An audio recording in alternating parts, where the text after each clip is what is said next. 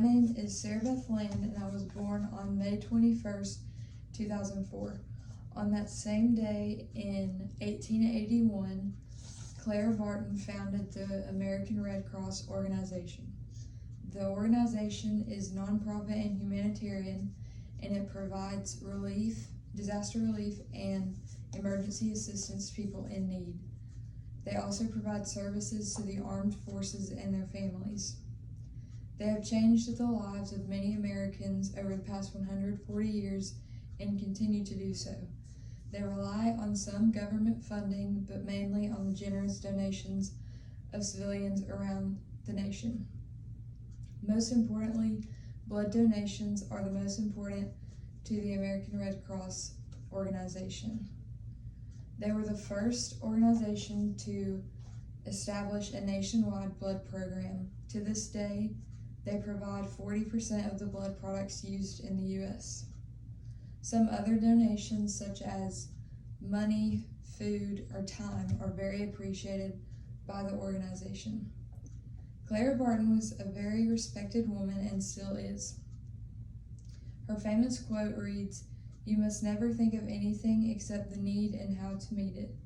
She was born in 1821 and lived in Washington, D.C. for most of her life during the Civil War. She provided nursing help to injured soldiers on the battlefield. She was nicknamed the Angel of the Battlefield.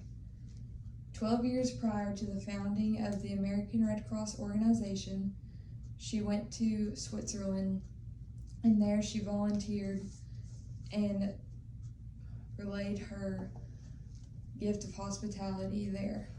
During her experience there, she found the American Red Cross organization in Europe, and it inspired her to bring it to the U.S.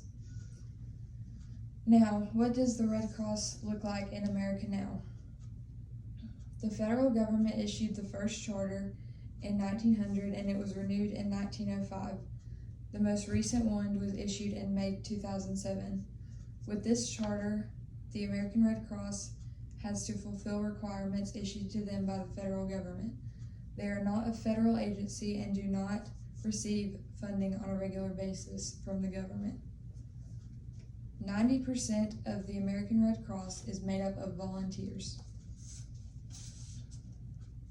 Throughout the past 140 years, different people with large platforms have reached out to the American Red Cross to raise awareness. For example, the Thomas Edison Company made a series of video talks talking about tuberculosis and its symptoms and how the Red Cross is preventing it. That happened in 1910. In 1945, FDR produced his last radio talk, and it was about raising awareness for the American Red Cross organization. Ever since, people with large platforms and different celebrities have expressed their support and partnered with the American Red Cross organization. If you think about it, every disaster and tragedy you've heard of around the U.S., the Red Cross has been involved in. On September 11th, 2001, the Red Cross responded to terrorist attacks in Shanksville, Pennsylvania, at the Pentagon, and in New York City.